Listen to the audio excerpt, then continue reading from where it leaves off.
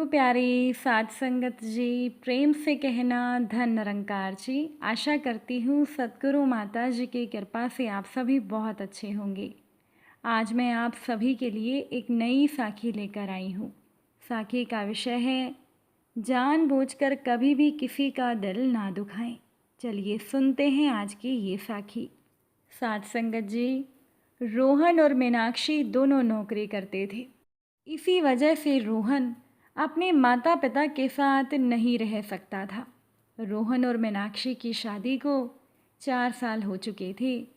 रोहन का छोटा भाई गांव में रहकर ही खेती बाड़ी का काम करता था। इसीलिए रोहन के माता पिता उसके छोटे भाई और भाभी के साथ में रहते थे। एक दिन की बात है कि सुबह के समय रोहन और मीनाक्षी अपने ऑफिस में जाने के लिए तैयार हो रहे थे कि रोहन मीनाक्षी से कहने लगा, माँ का फ़ोन आया है, आज शाम को माँ घर आ रही हैं। ये सुनकर मीनाक्षी थोड़ा हैरान थी।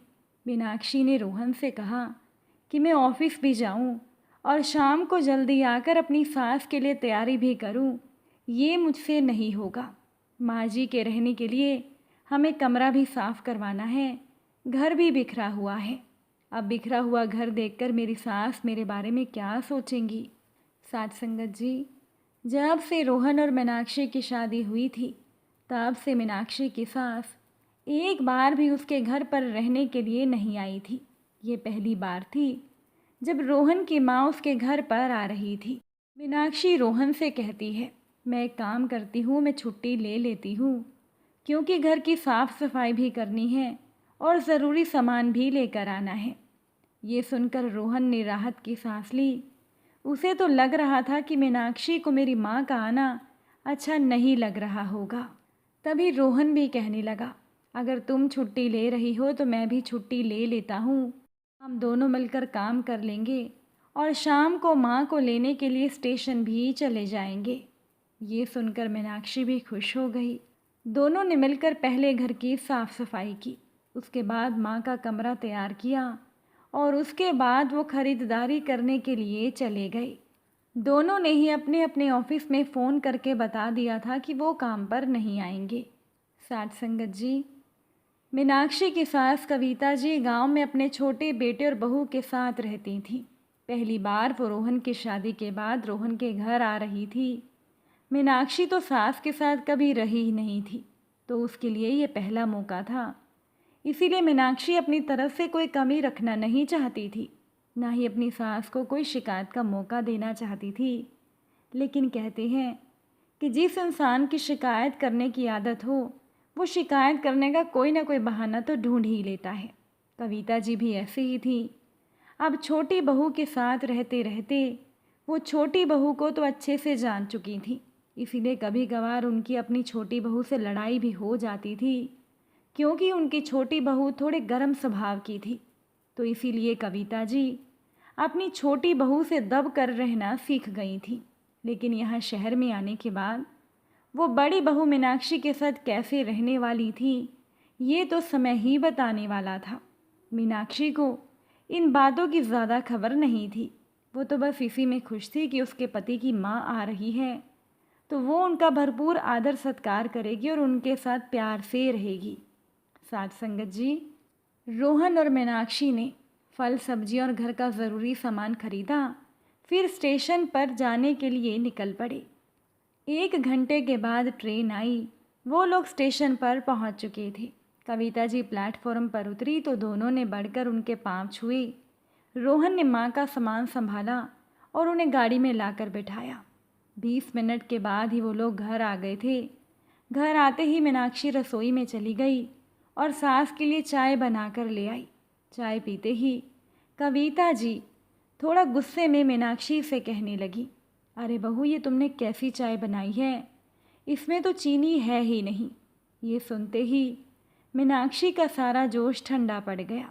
वो बोली, माँ जी, मैंने चीनी तो डाली है, अगली बार मैं अच्छे से ध्यान रखूँगी और ज़्यादा चीनी डाल दूँगी। ये बात तो आई गई हो गई। फिर मीनाक्षी सास को कहने लगी, माँ जी, अब तो खाने का समय भी होने वाला है, आप बता दीजिए कि आप खाने में क्या खाएंगी, मैं बना लूँगी। कविता जी कहने लगी, तुम कुछ भी बना लो, मैं खा लूँगी। मीनाक्षी रसोई में गई और उसने बैंगन की सब्जी बना ली। जब खाना डाइनिंग टेबल पर आया तो कविता जी कहने लगी, अरे तुमने बैंगन की सब्जी बनाई है? बैंगन तो मुझे बिल्कुल भी नहीं पसंद।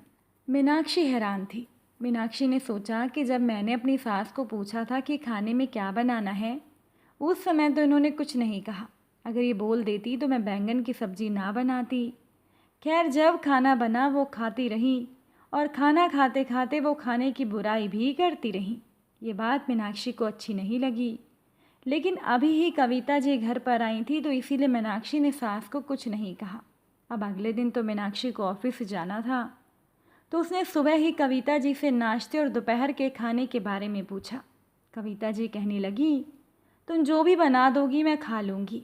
मीनाक्षी ने खुद ही सोचकर दोपहर के लिए छोले चावल और सुबह के नाश्ते के लिए इडली और सांभर बना दिए। तभी कविता जी बोलने लगी कि सुबह सुबह अभी मुझे ये इडली खानी पड़ेगी, तुमने रोटी क्यों नहीं बनाई? मीनाक्षी ने अपना सर पीट लिया कि अगर मेरी सास को रोटी खानी थी तो पहले क्यों नहीं बताया। लेकिन फिर भी उस बेचारी ने जल्दी से आटा गूँथ कर रोटी बनाई और छोले की सब्जी के साथ सास को खाने के लिए दे दी। कविता जी यहाँ भी कहने लगी, अब सुबह सवेरे छोले कौन खाता है, कोई और सब्जी बना लेती। मीनाक्षी ने घड़ी की ओर देखा तो उसके ऑफिस निकलने का समय होने वाला था। मीनाक्षी ने कहा, माँ जी आज खा लीजिए, कल से मैं कुछ और बना दूँगी। अब इसके बाद मीनाक्षी अपना टिफ़िन लेकर ऑफिस जाने के लिए निकल गई। रास्ते भर वो सास के बारे में सोचती रही कि आखिर मेरी सास है कैसी, ना तो खुलकर अपनी पसंद बताती हैं और जो बनता है उसमें भी कमियां निकालती हैं।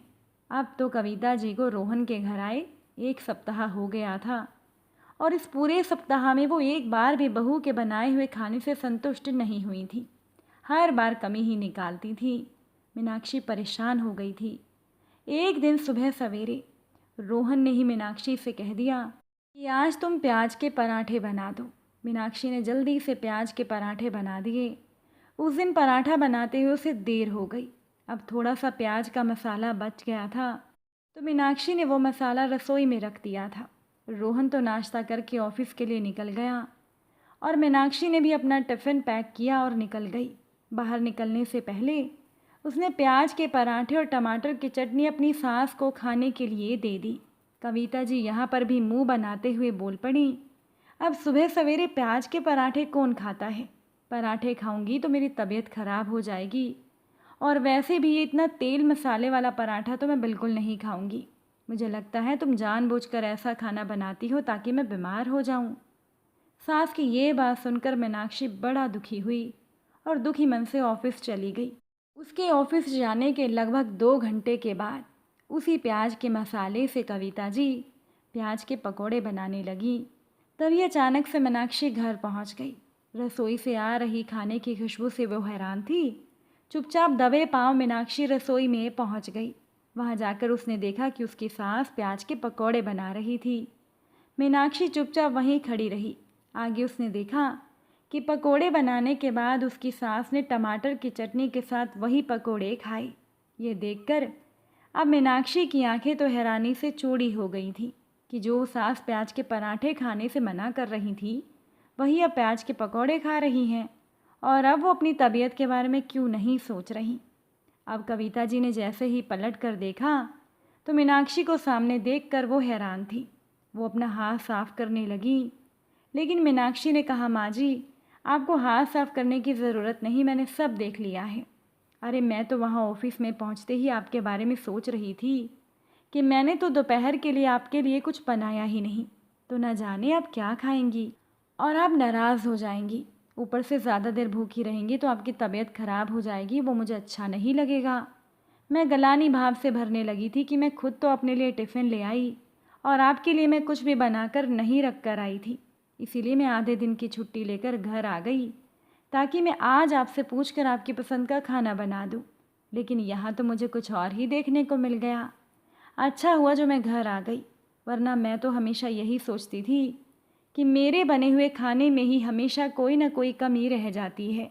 लेकिन आज मुझे समझ में आ गया कि मैं चाहे कितना भी अच्छा खाना क्यों ना बना कर दूं, आप तो कमी ही निकालेंगी। और जब आप खुद तेल में तलकर पकोड़े खा रही हैं तब आपको अपनी तबीयत की चिंता क्यों नहीं हो रही? और मैंने थोड़ा सा प्याज का पराठा क्या बना दिया, आपने मुझे इतने ताने सुना दिए। अब कविता जी के पास बोलने के लिए कुछ नहीं बचा था। वो किसी अपराधी की तरह सारी बातें सुन रही थी, क्योंकि आज सच्चाई बहू के सामने थी। मीनाक्षी गुस्से में कहने लगी, माँ जी, आज के बाद से घर में जो भी बनेगा वो आप बिना शिकायत के खा लीजिएगा। कोई कमी मत निकालिएगा, क्योंकि मैं खुद भी आपके स्वास्थ्य का ध्यान रखती हूँ और मैं जो खाती हूँ वही मैं आपको खाने के लिए देती हूँ। लेकिन ना जाने क्यों आप हमेशा खाने में कमी निकालती हैं कि मैं आपकी सेहत खराब करना चाहती हूँ। लेकिन आपसे मैं ऐसा नहीं सुनूंगी माँ जी, और ना ही मैं आपके नखरे उठाऊंगी। ये कहकर मीनाक्षी अपने कमरे की ओर चली गई। मीनाक्षी ने पहले कई बार अपनी सहेलियों से ऐसी सास के बारे में सुना था, लेकिन उसने कभी सोचा नहीं था कि उसकी खुद की सास ऐसा निकलेगी। इसीलिए आज मीनाक्षी को बड़ी तकलीफ़ हो रही थी। लेकिन वो तो अच्छा हो गया कि आज मीनाक्षी ने अपनी आंखों से सब सच देख लिया, वरना वो तो इसी सोच में डूबी रहती कि आखिर वो ऐसा क्या बनाए जो उसकी सास को पसंद आ जाए। क्योंकि जब भी वो सास को पूछती थी कि मैं खाने में क्या बनाऊं, तो कविता जी हमेशा कहती थी, जो मर्जी बना लो, मैं सब खा लूँगी। लेकिन जब खाना बनकर तैयार हो जाता था तो कविता जी उसमें कमियां निकालती थी।